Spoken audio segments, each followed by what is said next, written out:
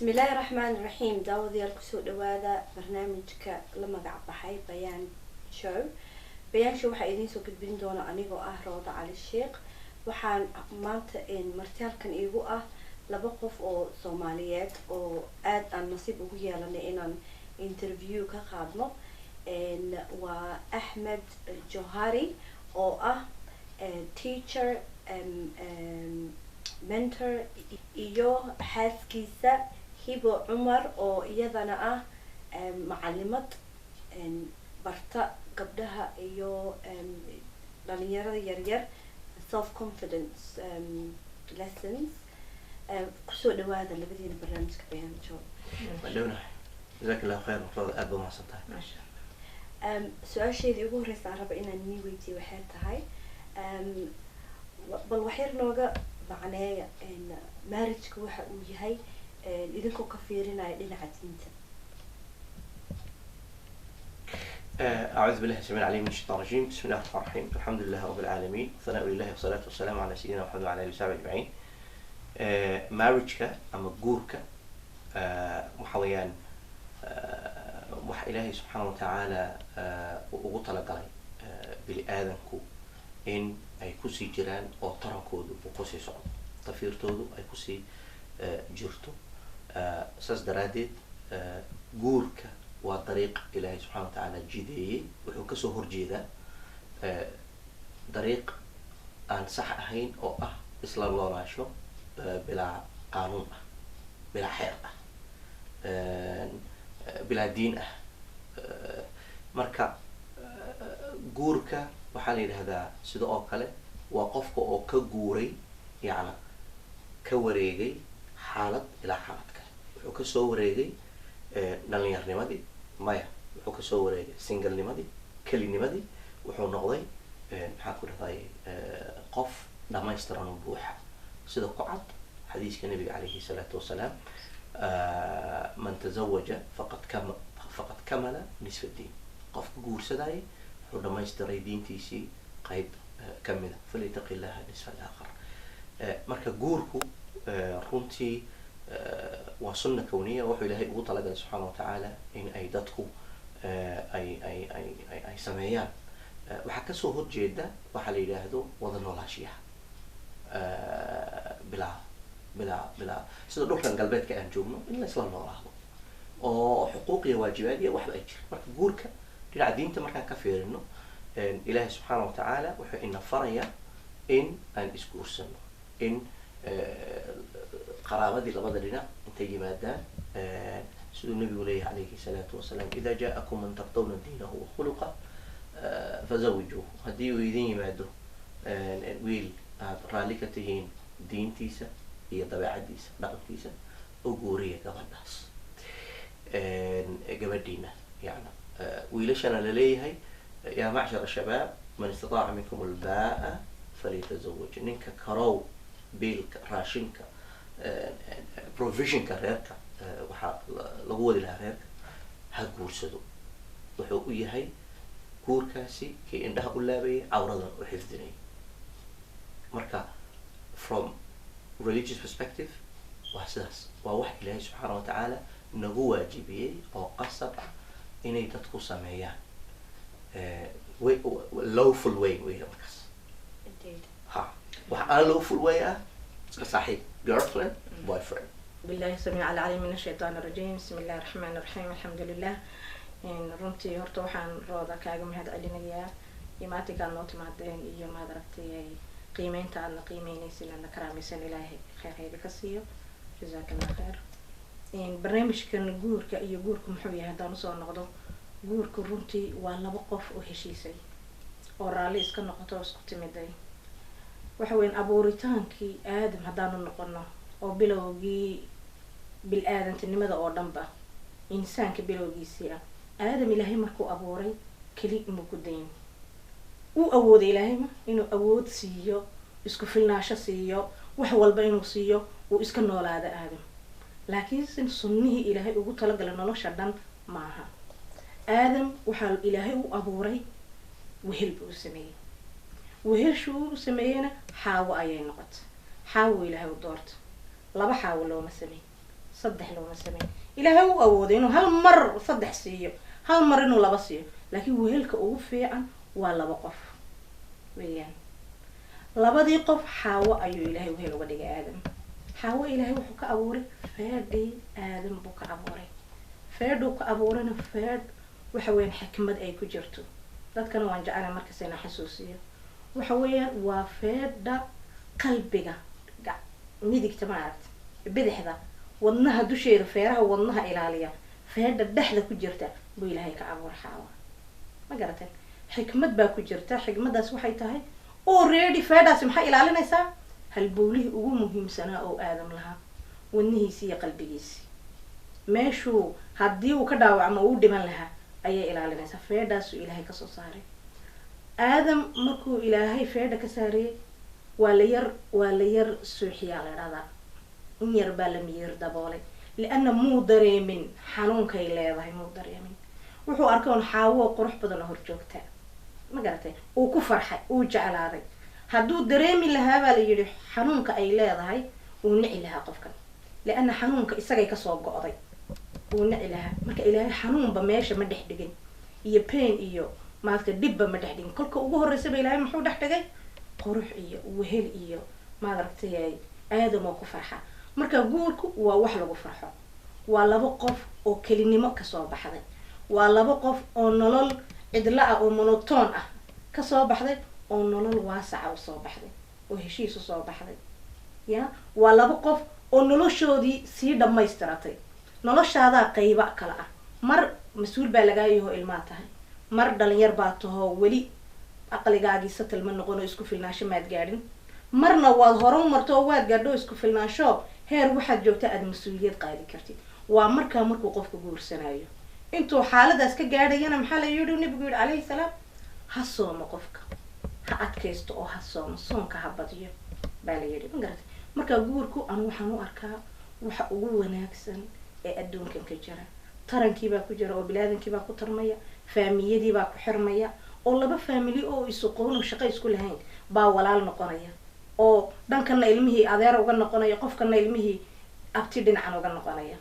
ma garatay marka wax badan buu isku keenayaa guurku. society-ga dhanba wuxuu ka kooban yahay labadaa qof ay isguursatay oo badatay yaan odhan lahaa. waa mahadsantahay and waxaan aada uga hadlay sida beautifulka ee marriagekii aad u tilmaamtay, oo wax dhibaato looga soo baxayo oo nasteexo lagu soo baxayo, nimcada ilaahay ugu qiimaha badnaayo oo bini aadanka adduunyada ku siiyay ay tahay. laakiin taas waa wixii loogu talagalay, laakiin reality markaan usoo noqono iyo dhaqankii to the point where kalmadan hadda romancega markaan soo qaadano oo facebooka aan ka aragno oo dagaal weyn communityga soomaalida ka dhex dhalisay.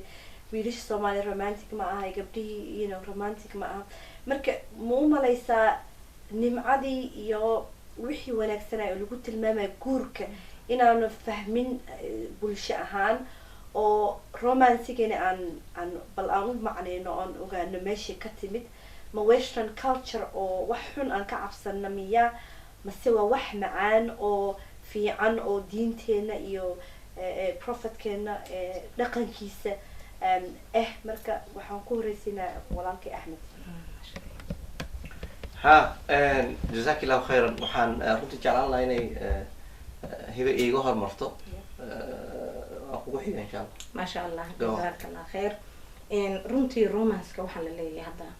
horta qoom walba waqtiga ay nool yihiin iyo casriga ay nool yihiin sida loo nool yahay unbay dadku shabahaan, kama baxaan intaas. ma garatay laakiin anaku dad waxaan nahay muslimiin ah, dad waxaan nahay nebi ilaahay usoo saaray oo ku dayanayo, oo haysta rasuul dhan bay haystana ay ku daydaan. marka wax walba oo maskaxdaada kusoo dhaca waxaad ka fiirinaysaa nolosha nebiga sala allahu alayhi wasalam, nolosha asxaabtaad ka fiirinaysaa. ku dayada buu nebigu yidhi sala allahu calayhi wasalam. mid kastood ku dayatan waad ku hanuunaysaa. marka wax badan bay sameeyeen. xataa asxaabtu khaladaadka ka dhacay iyo dhibaatooyinka ay sameeyeen annaka faa-iida noogu jirta. waxay faa-iida noogu jirta xukun baa meesha ka imaanayay, aayad qur-aanaa soo degaysay, wax walbaa dhacaya. ma garatona noogu kala cadaynayo sida bayaanka ah barnaamijka ugu magac dartay bayaan baa meesha ku jiray oo waxna noogu cadaynayo. markaa nabiga ilaahay sala allahu calayhi wasalam haweenkiisa siduu la dhaqmi jiray waxa romanska lagu leeyahay kelmadda ka imaw ya waa sida democracy aad maqashaa ma laakiin wax democracy ma la arkaa may de marka romance hala wado laakiin anagu waxaan rabnaa ficilkii action kale yaa la rabaa actionku waa maxay waa qofkii oo horta weji furan kugu qaabila waa smile ka yar smile waxba ma joogaya waa labadaada bishimood oo saas yar tirahdid diinta ay ku dhacday waa sadaqo oo wax fiican waaye ها لوجه أخيك الصدقة هذا دول عديس الولالك يا صدقي كنت صدقة الأخرى أجرب هذا الشيء وإنت هاي أكشن كايا ولي كلمة ما تقولن بها ما قرأتي مركا وحويا إن محي هذي محاكو دحجر رومانس أو أفكار لغا شيكتو لكن جودها كم مرة مرة كان جودها كبوحان ربنا أو جعيل يكالجعيل ينحريس هذا الوناكسن كير daryaal qofkii oo madaxa aad ku haysid oo ka fikiraysid oo dun muujinaysid kalgacaylkeeda qabtid sida doontid ugu muuji si alla saad jeceshaad ugu muuji laakiin constantly waxaa la rabaa daily inaad u muujisid qofkan jacaylkeeda qabtid maalin walba inaad u muujisid maalin aad wax la qabatid maalin aad banaanka isku raacdaan maalin maad rabtay kurbahaysa amba culaysaysa aad ka qaadid maalin maad surprise aad u keentid maalin walba wax yar ku dar nolosha maalin walba لأنه قف كل مرة بقى إنه ميلسا أو تاجناده وإنه هرو قاعدة طلابه. مركو حلا هاي this concept is not a Western ideology ما هو واحد دين تاني فرس أو في عن أو basically أي معنيه أي تايوان حريص يسقنس. I think that's the two words أو وركا يكسبحوي. ولي أنا واسات شتى كلمة لها باكل الدوين لكن معناه وموددي. كلمة كسي في عم بنهيسنا حتى والرحمة دي. يا مودده يا رحمده ويسيك الحير ديرين قفي واقف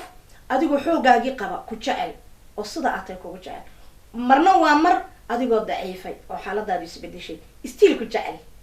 اسكو ميد معها موقته يا ما أنت مركز جبر يرتاي ولا بتنجرتاي أو عروس يسيب ده واحد كجرتا قرحتي وين ليش يقصر يصير مريسا لكن مركز عرور دشي مركز مركز حدو حنون كودعو هدي وحسي كان نقضان هدي يد أكسيدنت قشيد أو ديسيبل نقطي كور استيل وادي يوم صومه اسمه بدلين لكن ظروف تادي يجر كاجي بوحسك بدلين مركا كل كهار ما جر كان لجورسدي مس قف كان لجورسدي نفته كل كهار ما قف كان نفتي سعيا قيمة لهيد مس بودي جيسن باقيمة لهيد ما قرأتي مركا مثل ير أو واحد جرا إن السواق عطوا أو ضد كله فانسيو وحلا هذا قفك بالآدم كان هدي وخلق ليه هيك أخلاق دولية ونكسن واحد سينيسا هال بوينت 1 بوهيستا هدي وروح ليه هاي إبر أو دربالوري محي نقطة 10 بوينت بوهيستا هدي وروح ليه هيستا مال هدو ليه هنا 0 كلا وقدر 100 بوهيستا هدو نصب إيو ضد ونكسن كذا شنا 0 كلا وقدر 1000 بوهيستا لكن حلو يوري هدي وانك أضرب جريس محا صهري nothing وزيرو زيرو زيرو it makes no sense ما فهمتي مركا 1 محو زيرو هذا سوي قيمة كلها هي خلقي أخلاق دي هدي أخلاق دي ماشي كبحضة قرب حباك وما تريسو مال وحباك وما تري نصب كاب حتى وحباك وما تريا هدي إذا تكلموا في عين هنا أدو أد صدم عطايا خربنتها وحباك وما تريسو مركا concept تجو والله يستا إسلام هان أو دين هان والله يستا لكن sida loo wado maaha xaaladu ya dhuxurkuna waxa weeyaan waa action true action in la arko oo qofka impact ku leh impact hada qofka ku yeelatid muslimka that's the main thing aan rabnaa inaan ka hadalno insha Allah jazakallahu khair aniga waxaan ku dari lahaa runtii meelo badan bay hiba ka taabtay runtii markaad eegto romanska especially Swediinta la romansku ma Western ideology me am so maaragtay wax in style in our religion ya horta bilaabay in jacayl laga hadlo waxii baa soo degay ilaahay aadam iyo xaawo abuur Soomaalida waxay tiraahdaa jacayl xaasid ma waayo aadam iyo xaawo is jacayl shaydaan baa dhex yimid xaasid ku noqday jacaylkoogii bilaabay inuu isku diro waa garta maha okay romanceka marka waxaa laga hadlayo waa naxariis waan haysanaa waxaa laga hadlayo waa waxsiin waan haysanaa waxaa laga hadlayo waa qiimeyn qofki inaad value garaysid worth person agtaada ka noqdo waan haysanaa su-aasha aan isweydiinayo ma waxa maqan ma aqoontii baa maqan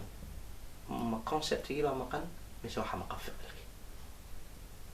wax kasta waan haysanaa laakiin waxaa maqan dabaqaadii ku dhaqankii khuluqay ka hadlaysa hibo baa maqan ku noolaashii waxaan islaamka iyo diintu ay noo sheegtay mayana loo arkay reer galbeedka ilbaxnimo ay iyagu leeyihiin inay tahay okay haddaad u arkay reer galbeedka inay ilbaxnimo leeyihiin maxaa kuu diiday inaad ku dhaqanto ood waxooda fiican inan islaam ahaan waxaa la yidhi alxikmatu daalatu lmu'min waxa xikmadda ahee wanaagsan ee fiican mu'minkay ka dhunsan tahay meeshuu ka helay isagaa uga awleysan cid kaloo dhan hata muuqaato ku dhaqmo may qaadatay ku dhaqanto mushkiladu marka ma aha romance la-aan waxa weeyaan practice la-aan marka ma la dhihi karaa in dhaqankii soomaaliga ahay ayaa dadku wuxuu baraya ama dhalinyarada inay naxariis daro iyo competition iyo is-ariiri iyo mataqaanaa meel oo dadka qaarkood waxay dhahaan guurka waa jeel hadda ka hore ayba waxay dhahdeen shukaansiga wuxuu bilowdaa markii la isguursado not markii mataqaanaa banaanka la kala joogo waxay ahayd been kusoo xerogeli runa ku dhaq hadda been kusoo xerogeli lagoysmo ku dhaq because run meesha ma taalo if there was honesty waxay kaa dhigaysaa qof fiican wanaag sax marka in lasii bedelo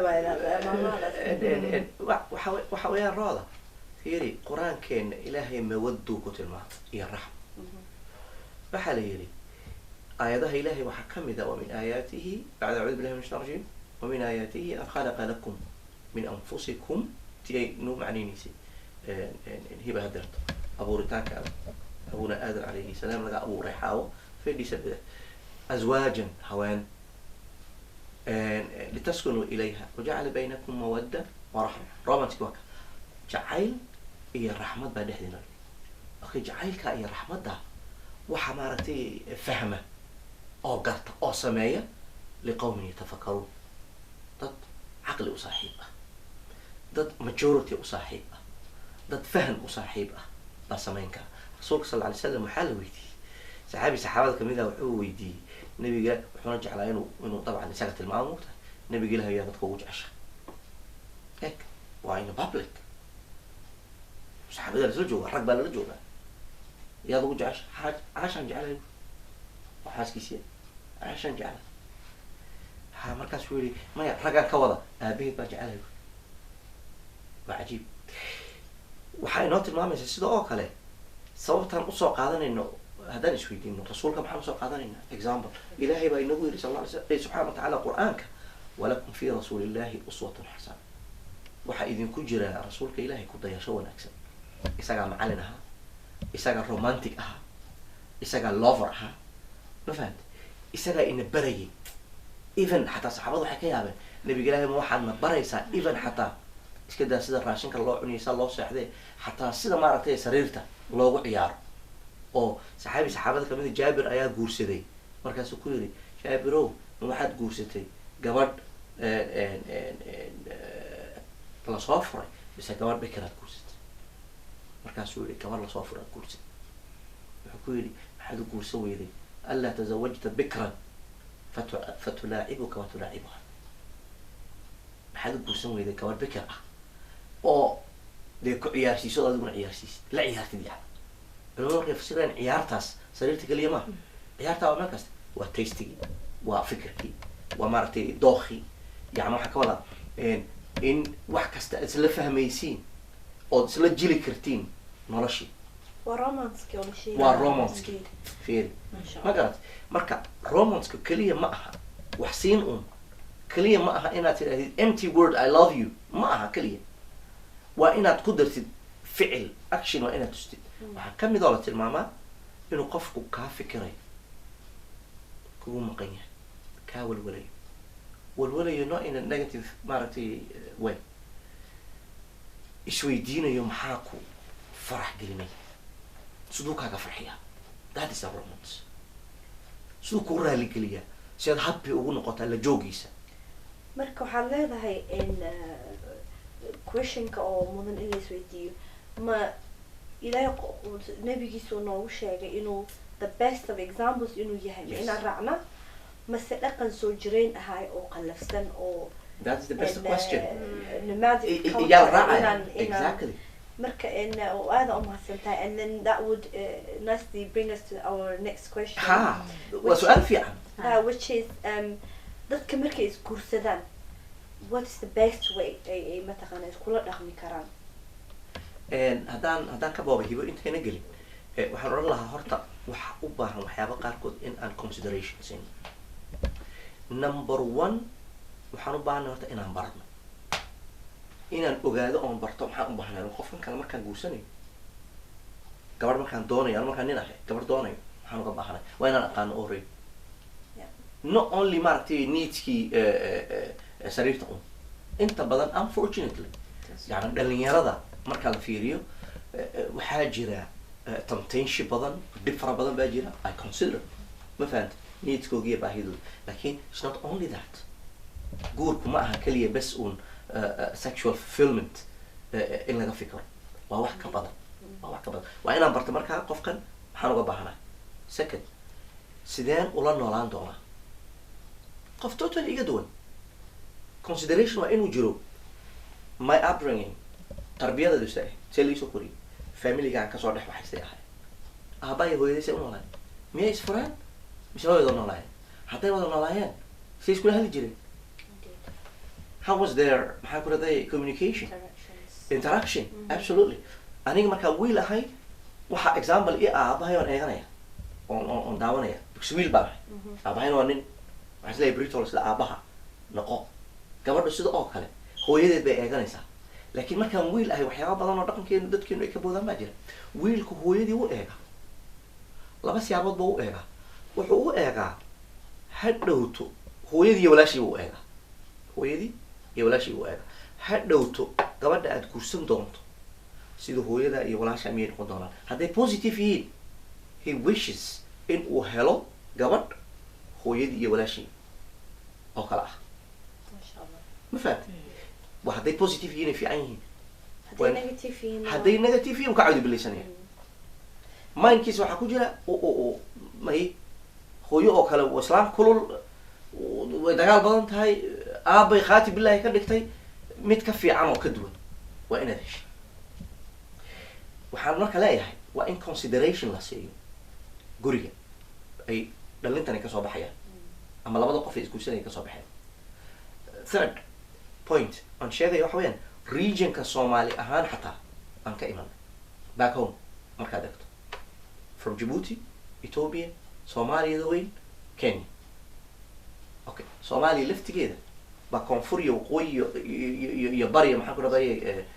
gobolada dhexe so dadka waxaa leedahay in way kala dabeecado iyo dhaqan iyo bedelan yihiin exactly kala bedelan yihiin yani for instance maalin aan telephone aan speech ku sameynayay ama teleconference waxaan u sheegay dadka in gobolada laga kala yimiday jacaylka waxa la yidhaahdo dhukashada waxa la yidhaahdo waxa la yidhahdo maxaan ku dhaday touching istaabashada inay ku kala aragti duwan yihiin qof inuu arkaba disgusting inuu yahay waxaad ka sheekeynaysa ceeb yani wax fool xun oo ninka weyn yaa ilaah yaqaano naga aamusiyo mid oran midina ku enjoy garaynaya wow this is amazing so waxaa leedahay It's beautiful buu leeyahay mid moogta aragtidiyaa kala duwan oo dadkii meesha ku aragtidii iyo practicii aragtidii iyo ku dhaqankii way kala duwan marka marka qofkan gurigan goonida kusoo qoray ama gobolkaas nooc kale kusoo qoray oo dhaqanka duwan looga dhaqmo markuu isaga reer noqdo expectationkiiaba completely different yep iyo another thing oo badanaa umalaysin dhibaato keenayso in wiilasha markii la korinayo aana loo korinin certain way baa loo koriyaa asiga leader noqon karno reer mas-uulka noqon karno laakiin nin mataqaanaa mayac laga badiyo wax kasta loo sameeyo gabadha walaashiis laga hormarsiiyo oo iyada dhibka dhan ay asiga naftiisa mas-uul ay ka aad hadhood markuu guriga tago he expects his wife inay asi mas-uul ka noqoto oo wax kasta loo sameeyo so guriga markuu tagtay he's already offended dambiyaa laga gala wiilka waa la lugooyey taasana qaadanaya qolada la lugooyey waxaa la rabaa waxa weeyaan inaan horta la lugoyn oo runta bilowgaba runta loo sheego ya waxa weeyaan guurku mas-uuliyadda ayaa la saaray wiilashaa la saaray mas-uuliyadda ilaahay mas-uul raggu ka dhigay in furitaanka yaa bixinaya wiilashaa bixinaya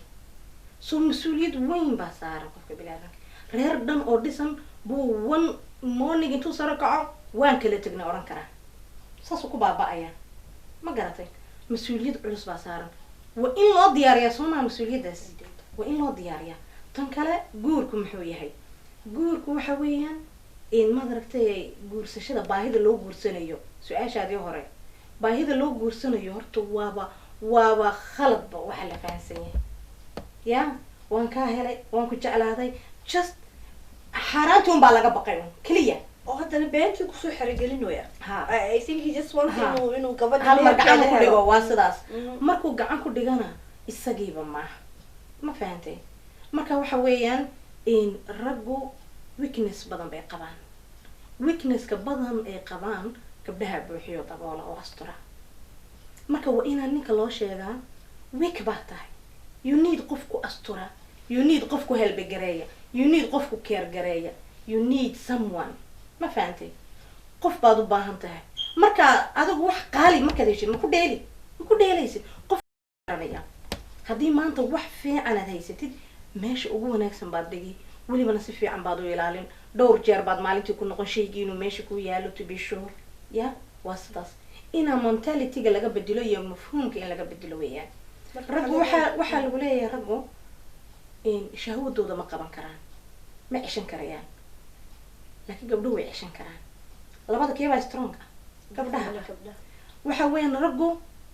cunno ma karsan karayaan keer badan ma isku samayn karayaan way dhiban yihiin waa dad dhiban gabadhiiba way caawinaysaa wax walbay siinaysaa so hadduuna guur helin uu guurka wax fiican oo qaaliya u arag dee uu ku dheeli beritoole uu ku dheelaya waa inuu guurka aragtida uu ka qabo inay muhiim oo la saxo weeyaan aniga barnaamijyada waxaa idinka dalban lahaa inaad ku celcelisaan mafhuumka mujtamaceena inaan laga saxo haddii mafhuumka u saxmo uu u tooso guurku uu socon dhibaatooyinka xataa uu iska celin ma garatay waa aada u mahadsantahay and su-aashaas waxay hadda igu soo dhalisaa rabay inaan ku weydiiyo waxaa tiri wiilkii markuu gabadhi been kusoo xerogeliyo uu helo oo qiimaha iyo siday nafsadiisa u kaabinaysa ama u kaafinaysa uusan ogeyn oo gabadhii ku dheelo ama markuu ilmo ka dhalo waxaa hadda u fiirisid soomaalida ogtahay dhaqanka jamaicanka waan yara we look down on that culture marka haddii if you compare to wiilka soomaalida haddaa wiil jamaicanka compare galis wiilka jamaicanka gabadha markuu banaanka saaxiib iyo meelaas uu kaleeya ma qiimeeyo laakiin markay fiancigaysa noqoto qiimaheeda xoogaa kor u aadaa reerkiisu soo baraa xoogaa mataqaana haddii xaaskiisa noqoto qiimihii kor u aadaa first child hadday u dhasho waxaa umalaysaa mortgage iyo isku darsamo iyo commitment badan iyo love badan aa meesha kasoo baxay soomaaliga laakin waxaa umalaysaa inay completely the opposite inay tahay gabadha markay u doonantaha oo kale hadday dhahdo muunka iisoo qabo wuxuu leeyahay waan soo qabana waa kuu keen laakiin markay xaaskiisa ay noqoto waxaa umalaysaa ajanda kale inuu lahaa oo already waxawaa qofku yesterday ka daba ordaaya oo qiimaha lah ma aha marka hadda waan aragnay oo facebookyada dhalinyaradii wada qaylina waxay dhahay gabdhihii soomaaliyeed wiilashii soomaaliyeed ma rabaan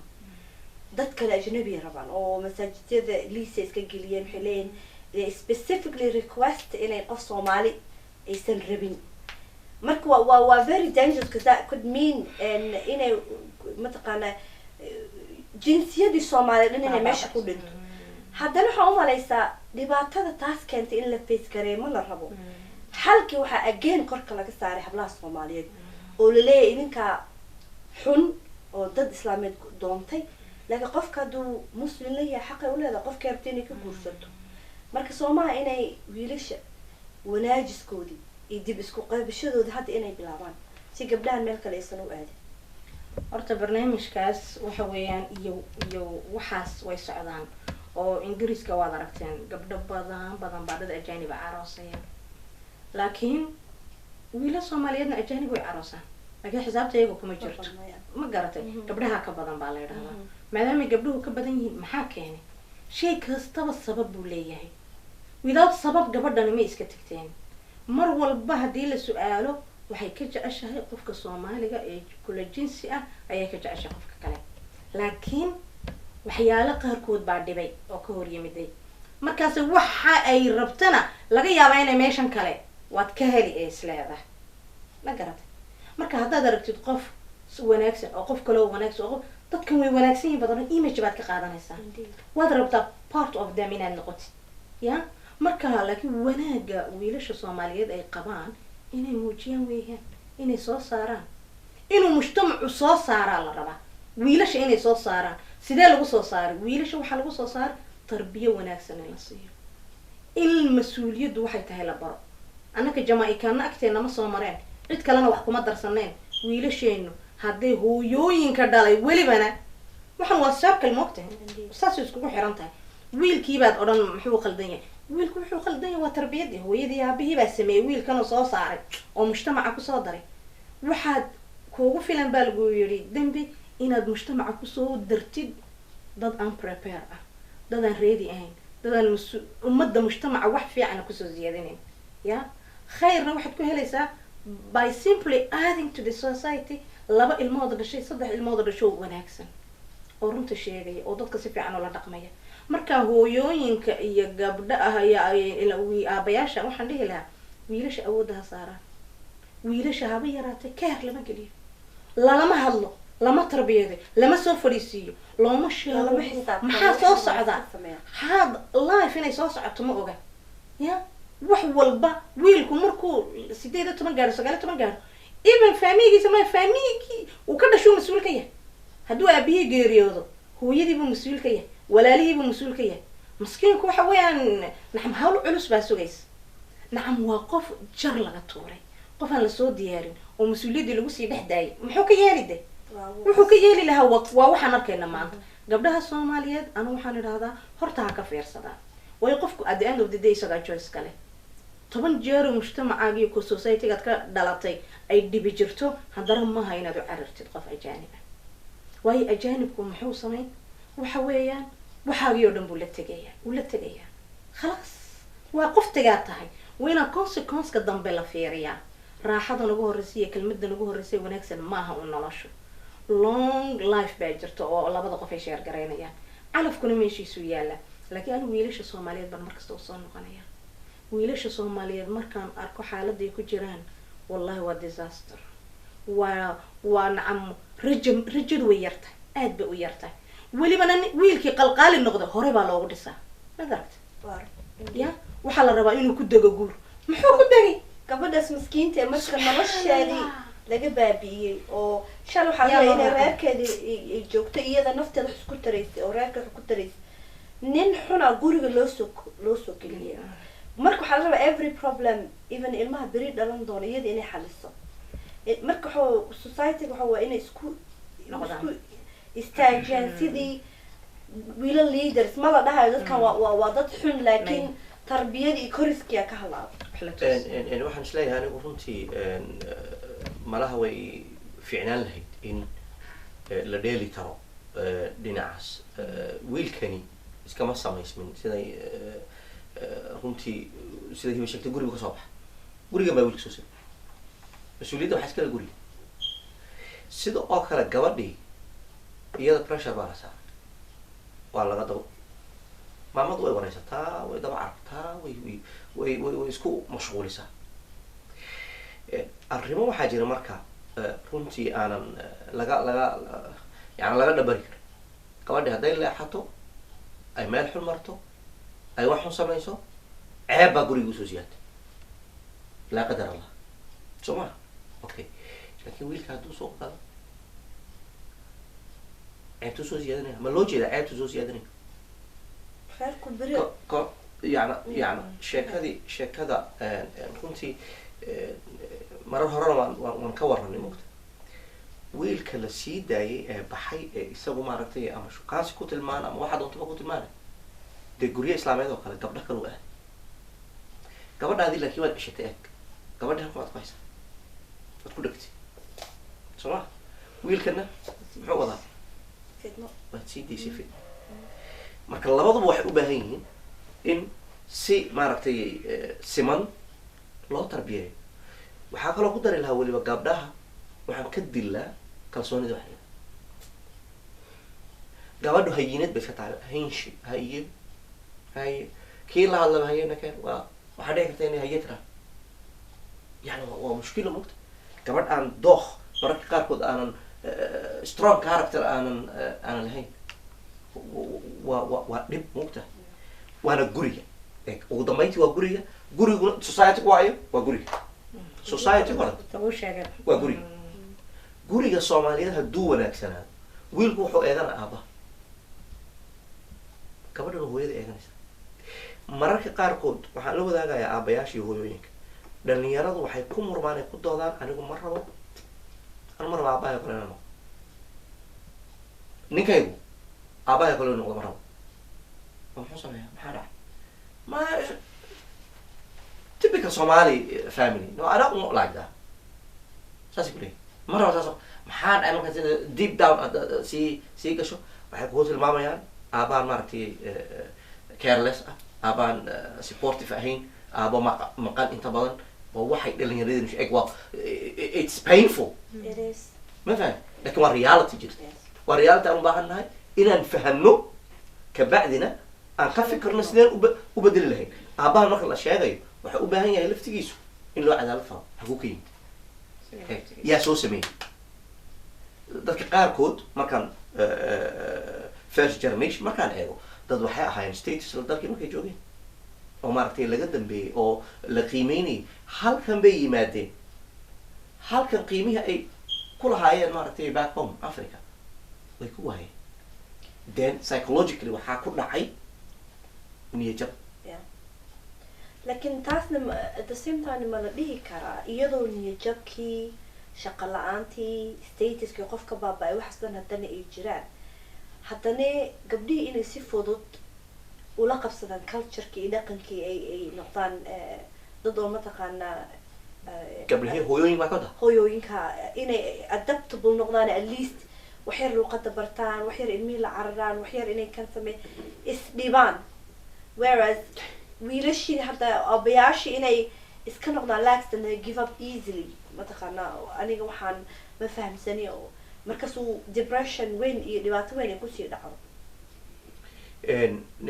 nin kastaba level bay u taagan tahay aniga waxaan is leeyahay gabadha hadda iminka dadka professorada marka researchada laga sheekeynayo ragga iyo dumarka kala duwanaanshahooda waxaa soo gasha roleska iyo dutieska gabadha inta badan waxa xataa reer galbeedka laftigooda waxay ku doodayaan ay leeyihiin waxaana dhibay systemkan modernizationku uuna dhibay maxaa yeelay gurigii u naga saaray waxay rabaan tii islaamka ugu yeedhayay inay kusoo noqdaan waxay leeyihiin ragga professorade wax ka qora fieldigan familyga gabadhu 50skii 40skii waxay ahayd mother ninkuna wuxuu ahaa banaanka u baxay oo uu soo maaragtay uu soo shaqeynay yani hantad uu soo sameeyay iyo haddii uu waxbuu guriga keenay isagoo banaanka u ah iyaduna in bay laakiin modernizationka nagu dhacay iyo dhibka society ku dhacay societyga annaka u nimid waxyaabay samaysteen for example welfare systemka waa wax loogu talagalo dadkooday u samaysteen hadduu qofka dhib dhaco shaqo la-aan ama jiro ama something inta dhibaatada ku haysato in lagu qofka mataqaana naftiisa lagu caawiyo si uusan dhibaatadii usii badnaanin homeless iyo tuugo iyo dhibaato kale aysan usii dhicin it's like a safety net annaka marka haddaan safety netkii annaka u nimid oo lifestyle aan ka dhiganay it has nothing to do with modernization waxaa soo lama dhigi karo in fact gaaladiyaaba waxa ku dhaqmaysa sidii muslimiinta oo aabihi intuu baxo reerkiisa usoo shaqeeyo oo biishto aabiyaalada waxaa jiraan ingiriiska oo wada ognahay waan aragnaa maalin kasta lacagtii haystaan laakiin rabaan ilmahooda iyo reerkooda inay bishtaan gabdhihii ku qasbaya inay ceer qaataan marka opposite-kana way jiraan rooda way jiraan laakiin ma badna hadduu jirane waxaa la dhihi karaa leaderka ninkia mar kastana marna waa inuu taf ahaadaa oo markay gabadha hooyada ay qaladaad gashto decisionka adkaay oo iyada ku xakameynaya u qaataa marna inuu very kind u ahaadaa uu mataqaanaa waxyaabo badan so ani laba koleyba isagaan eedeyna okay rooda waxaa jirto ninka shalay states buu lahaa africa markii la joogo halkan waxaad moodaa in la yidhi labadiina waxaad isku tihiin cadow isdagaala yacna kiinee baa reerka u hadhay yani ba ninka kale ha iska dhiciyo maxaa keena ha iska dhiciyo waxyaaba badan baa la tiriyaa waxaa kamid a marka factorka ugu weyn financeka iyo leadershipnimada decision makingka waa big factor oo one of the maaragtay fight causes weyn dagaalka waxyaaba dhaqaalaha kamid a oo aan odhan karo dhaqaalihii marka maxaa halkan soo galay isfahan la-aan labadii inaan la isfahmin mentalitygii gabadhu sibay wax u arkaysaa ufikiraysa ninkana siba ufikiraya ninka waxaa laga yaabaa ninkan aan sheegin horta aan kala saarno ninima nin halkan ku koray ma mise waa ninka yimid soomaaliya way kala duwan yihin wata ninka soomaaliya kusoo koray ee ka yimid ee reer ku lahaaya halkan maanta odayga ah totally different mentality buu leeyahy waxa sida oo kale aan ka yaraysan ninka halkan ku koray ee arkaya ninkan odaygan role modelka example exactly role modelku uu yahay isagana nafsu shay dhibtii unbaa haysata ta modernizationka aniga ka hadlaya waxa weyaan gabadhu marka ay shaqo tagto ay guriga kusoo laabato waxaa dhaca waxa la yidhahdo paradigm shift gurigay soo gali already waxay arkaysaa ilmihii baahidoodii odaygii laftigiisi ilmuhu ku jiraa markaa mugta baahidiisii caringkii ma fadhiisanayso whereas ninku muxuu sameeyaa sidaan habeenkii dhaweyd london seminaarkan sheegaynay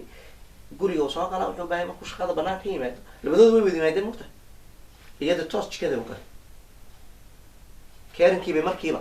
eeg waxaa dhacay automatic maaragtay shift iyadoo caringkii markiiba ka fikeri isaguna wuxuu ka fikeri relax horta get relax nafis ha kuu dambeeyaa wax dambe la qaban doono kala duwanaanshahaas lama fahmo isku dhac buu keenaa waxaan rabaa inaan halkaa uga galo tii aan lahayn wiilasha hadda koraya hala baro waxaa badatay dhalinyaro la isku dhiso guryo la dhiso wiilkii gabadh buu rabaa gabadhii inay guursatay rabtaa lalama soo sheekaysa waan sheegnay lama soo diyaarin waan sheegnay waa la isku keenay laba aan diyaarsanayn sheekooyinka waxaa kamid ah aan isla soo qaadnay qof license loo soo baray baabuurka waa loo soo baray theory marka license waa la siiyey licenceka marka waxaan ka dhigayaa guurkii yaa baabuurkii u wadaya marka yaa guriga u maareynaya bas waa isweydiin labadaba ma yaqaanaan labadaba ma yaqaanaan walaa raashin ay karsadaan walaa communication walaa differences walaa maxaa ku dhahday responsibility intay la eg tahay wixii la isku lahaa waxaa kaloo laga boodaa saaxiibka influenceka u leeyahy iyadoo saaxiibbay lahayd isagu saaxiib uu lahaa ma garanaysaa waxaa kaloo jira family in law waxaaba jira hadda oo mushkilo badan dhalinyaro badan ay ii sheegeen gabadha familigeeda adaan gabadha familigeeda guursa mise gabadha guursa horta gabadhi waxay leedahay yaa wiilkan hooyadii yaa ilaah yaqaano iga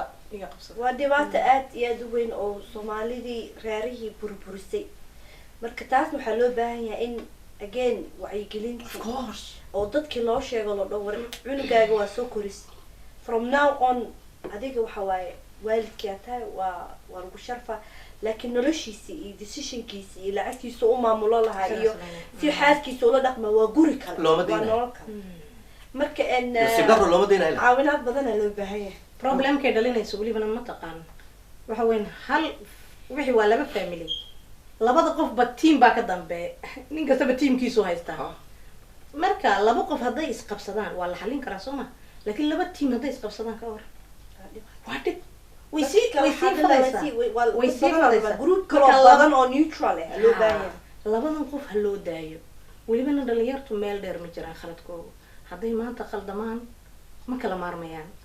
u fiirso ubadka dhukan ku kare wallahi horta waa cajiib anoo dadka kale way ka duwan yihiin wax walba way sameynayaan laakiin dhaqsi uga soo noqdaan haddii la isku daayo weeyaan iyaga haddii la isku daayo laba cisho inay kala aamusnaadaan baa dhici karta laakiin maalinta saddexaad ma kala aamusnaanayaan waa haddii dadkan kale aynan soo faragashan marka wiilku hadday hooyadii ka dambayso dee gabadhan hooyadeed baa soo boodi ma fadhiisanayso ma fahanti wiilka hadduu aabihii ka dambeeyo dee gabadha waahaba ay leedahay marka maaha meeshii field inuu noqdo maaha dagaal inuu isku bedelo battlefield inuu isku bedelo maaha waa inuu isku bedelo connection labadan reerood inay walaal noqdaan ay isku yimaadaan maxaa la dhihi karaa hooyada waa very strange oo wiilkeeda dhibka oo diyaarsaneen gabar qoorta u gelisay ama isagaaba keensaday reeraa la dhisay they can see the benefit reerkii waa la dhisay haddana reerkii markii la dhiso waxaa laga yaabaa hooyadii dhistay inay dudumiso marka maxaan dhihi karnaa hooyadaas mindsetkeedii iyo understandingkeedii noloshii maxaa see loo fasiri karaa waxa weeyaan ayada laftigeed kharashka way bixisa uune guriga way diyaarisa uune ma fahansana guurka wuxuu yahay inankeegu inuu nolol kale samaystay ma uu arkayso weli waxaa maskaxdeeda waxaa ku jira meesheedii uu joogay siday u maamuli jirtay wixii oo dhan marka even hadduu ka maqan yahay inay halkaa ka maamushay rabtaa waa hooyooyinka khaldamaya weeyaan maa hooyooyinka aqligooga isticmaalaya ee fahmaya waxaan burburkuu leeyahay reeruhu garanaya ilmahan yaryar hadda more than 1 years lama joogaan dhalinyartu ya within a year ayaa waxaa ku dhacaya baaba reerihii oo dhan within a year way isfurayaan dhalinyar badan oo waxaan garanaynaa dalqadii labaad marayso tii saddexaad baa hadhay so that waxay taagan age bay joogaan hadday ta saddexaad ay dhacdo finish labadaa qof nolol dambe ma u taala meesha marka maxaa gaarsiinaya wow mostly waa faamiyada marka waxaa leedahay labadii isguursanaysa waa training la siiyaa oo xuquuqda isku lahayn la baraa dadkii reerihii dhisnaayo in looyaashina iyagana waa in la baraa trainingka laftigiisa qayba ka iyaga ma soo baranin waa iyagana in la baraa sidii ay mataqaanaa positionkii hadda ay reerkan cusub ay ka joogaan siday mataqaana interference iyo dhibaato kale u keeni lahayd waxaa dhacday rooda yarbaa maalindoodii soo wacay runtii khayr allaha siiyo waxyaaba ila sheergareeyey senaariyooga maa kamid a hooyo wiilkeedii u dhistay hooyada wiilkeeda markay u dhisaysa out of her own choice ama idea ma ahayn hooyadani waxbay leedahay saaxiib bay leedahay dumar kale ku dhex jirtaa dumar kale wiilal iyo gabdhi iyo waxbay leeyihiin waxaa joogta kind of heblaay way samaysay adiguna samee heblaaya samaysay tirin tartan marka dumarka qaarkood tartan bay ku jiraan ayadoo tartan ku jirtay reer dhis mala deegya maxaa la yidhi ninkan waa la keenay gabadh baa loo dhisay gabadhu way ka firfircoon tahay way ka charisma leedahay way ka karti badan tahay isagu waa iska miskiin hadduu doono ma yaqaano how to make a decision ma fahamti marka maxaa dhacay gabadhi waxay ku tiri 2 cisho kabacdi warniyaho waxaa loo baahan yahay lacag soo qaad miskiinka muu shaqaysta waydi waa istaag hooysaa lacag intaa lag baa loo baahan keen way u dhigtay oo u geeyay maalintii saddexaad 2 jeer markay u dhiibtay maamadii lacagtii u geeyay lacagtiina gabadha qaraabadeedii iyo dhib iyo familigii iyo waxba baa loo yeedhay mugta ahidna wax tirood soo boodboodniyo keen maalintii saddexaad salaanta waxay tiri kaale adiga iyada wax kama soo qaatay ma aniga badiga uri ayada soo tooyele maad ka soo qaadi intiyo letter maxaa ku dhadaayay direct ah oo literally ah soo qaada wuxuu ku yidhi kaale adigu waxma bixisid annaga waxbaa jira keen adiguna hay dhibaatada heerkay gaarsiisay isagu marka muxuu yahay isagu ma jiro waa interference aan ka hadlayno maaha leaderka oo any house kan hooyadiisna maaha kan xaaskiisana maaha waxaad arkaysaa marar badan in gabdhaha guurka ku jiro ama kuwa guurkooda baaba-ay ay badanaa dacwada ay saaraan hooyooyinka mother in laws markaa fiirisid aad bs qofkii qof waa islaan oo ma la dhihi karo qofkan waa demon maaha muqta waa human being markii aad fiirisid ma la dhihi karaa hooyadan shalay markay iidana yareyd ee reer soo dhaqanaysa nolol ma la siinin iida gooni u ah interferencekii dhibaatadii maxaa la dhahaa xinkii waxaas iyo dhibkaas ilmo ku dhashay ay kusoo korisay beri markay weynaato subconsciously iyadana the same behavior ku soconaysa marka maxaa taas lagu joojin karaa misleedahay masaajidada iyo khudbada iyo sister circleka waxyaabahaas inta lagu soo diro hooyooyinka la dhaho bal shalay markaa adiga reer ahayd xanuunkaa soo martay isku day dib usoo xasuuso ee mataqaana xoogaa at least daadan you know as a human ahaan bal dib iskugu noqo mislada taas waxbay taraysa horta qofka bini-aadanka dhibaatadu soo maro iyo wuxuu soo maro iyada uu ka fogaadaa amba uu reproduce garayaa labadaas unbuu sameeya haddii hooyooyinku dhibaatooyinka waa run nolol adag bay dadkani soo mareen in loo naxanayo weeyaan iyagoo nolol adag soo maray bay handara imika aysan haysan garab iyo wacyigelin badan oo xagga telefishinada ah culimada kama hadlaan waxaas kama hadlaan guurka ha loo dhiso dhalinyarta ha loo dhiso waabaa laisla waash dhalinyarta ha loo dhiso oo 17kii 16kii up to 14 baan aragnay loo xoreynayo 14 muxuu ka yaqaanaa 14 16 17 muxuu guur ka yaqaanaa waxba kama yaqaan nacam waa ilmahaagood halaagaysa ma garatay marka waxa weeyaan maaha labada qof is guursanaysa waxaa la tarbiyadaynayo waa waxa dhan waa labadii family mujtamaca waa inaa meesha uu ka liito la abaaraa weeyaan oo laga hadlo masaajidu khudbadahooga inay kusoo darsadaan jimco walba ay ka hadlaan hooyooyinka dhibaatooyinka ay sameynayaan aabayaashu dhibaatooyinka ay ku hayaan familiyada gabadheeda reerkeeda dhisaysa wiilkeeda reerkiisa burburinaya gabadhii walaasha sisterka in loo ahayd waxay rabtaa reerkeeda inuu dhismuu jiro oo mataqaana bash iyo barwaaqo kii walaalkeedna wuu burburinay marka waxaa u malaysaa annakii inaan saas layskaga dawareegayo waa runoo dhibaatadaas ma aragtay gabadh markaad lagaa guursado badanka hooyooyinka waxay ku dadaalaan gabadha inay gurigeega joogto sabir ceshid dhaaf maanta dhaaf dhibaatada hadday soo qaylidaba gabadhii wax badan bay u sabraan waa double standard soo maha ilmihii wiilka ahaa ee dhashana waxa weeyaan masaasaa lagu jiri way eg boodaysaa garad iyadaa jawaabaysa aqli gal maaha marka waxa weeyaan inay u naxdaa la rabaa wiilka inaan wiilkan gabadhuu qabo waa gabadheedii oo kale reerkadoo baaba-ana ilmaha ayeeyada u ahayd yaa baaba-ayo so dhibka meel waa normally waxay ahayd qofka ugu naxariis badan ee adduunka ku nool inay noqoto laakiin shaydaankii baa meesha jira jahligii baa meesha jira wacyi la-aantii baa meesha jira weaknesskii baa meesha jira societyga nus oo nus iska khariban oo sidan u dhaqmaya jira all these factors marka laisku keeno muxuu dhali de qofkan bilaadanka wax destroy-garanayo dhali ee baabi-inaya hooyadii haddayba reerkii wiilka ay dhashay ay ku nabadgeli laayeen day maxaa kaloo hareen wax kale oo meesha hooyadaas u yaallo oo wanaaga ma jirto marka waxaan odhan lahaa anahan kusoo koobi lahaa wacyigelin badan wax badan masaajido ka hadlaan wallahi masaajidu waxay ku mashquulsan yihiin lama yaqaan waa run intaa way qaylinayaan laakiin culimmadu si faira ugama hadlaan topicyadan fairness inay ku daraan baa la rabaa inay si fiican uga hadlaan baa la rabaa inay diyaariyaan inay ku booriyaan ay ku waaniyaan dhalinyarta inay shahaadooyin soo qaataan guurka u macnaynaya waxay tahay koorsooyin soo qaataan khudbooyinkii haddana umalaysa in loo sameeyey tailor made for only women inaa raali ahayd inaa saan ahayd inaa kan ahayd what about the leaderka inaa iloobasa qofkii mas-uulka ahaay waxa weeyaan sheekh maalin tafsiir sameynayay oo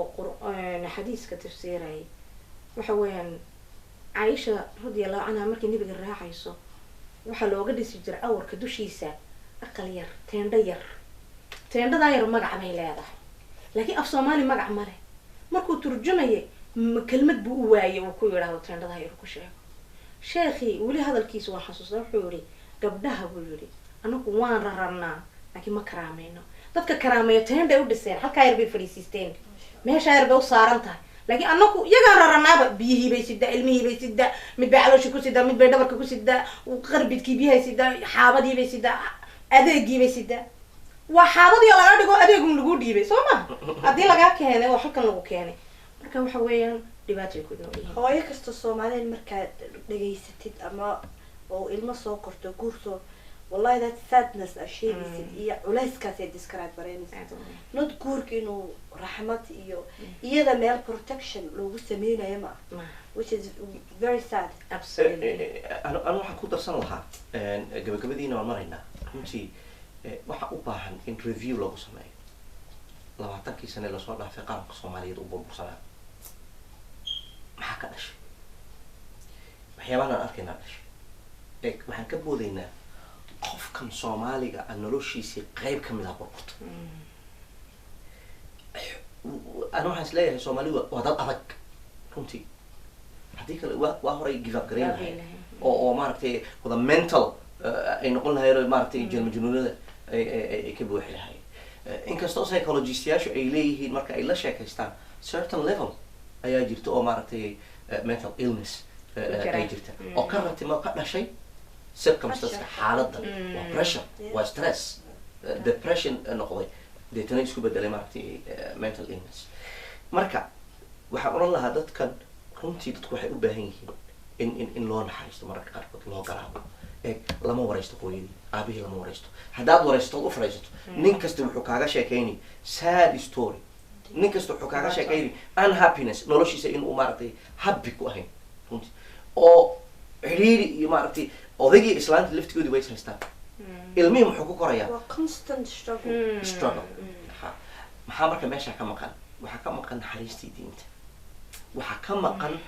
sabirkii waxaa ka maqan fahankii waxani in ay dhibaato tahay in ay trial ay tahay imtixaan inay tahay inay la qabsadaan ay fahmaan ay raadiyaan meeshaan u socdaa meesha in la raadiyo mushkilaa face galaysa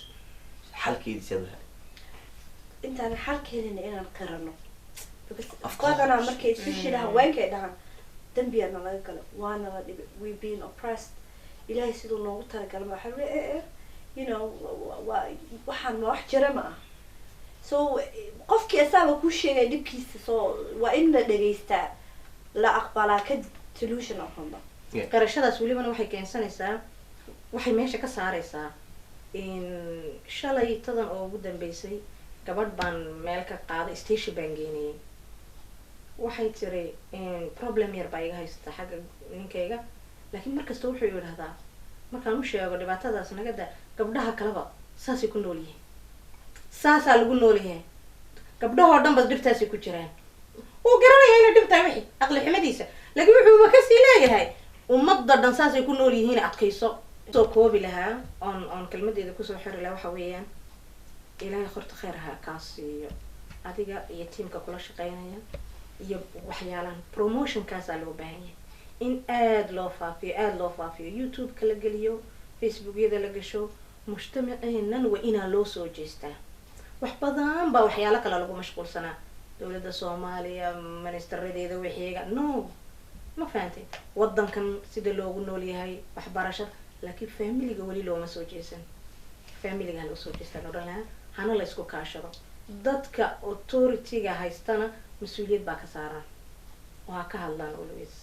waa runta أنا waxaan oran lahaa runtii waxay u baahan yihiin dadku in ay wax bartaan qoontu nin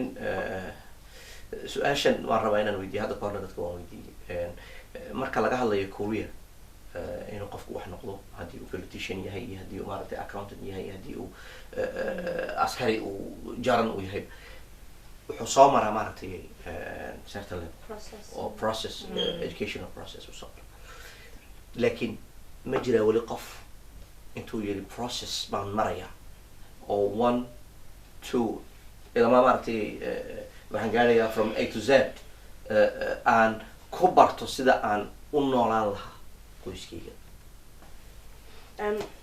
marka Axmed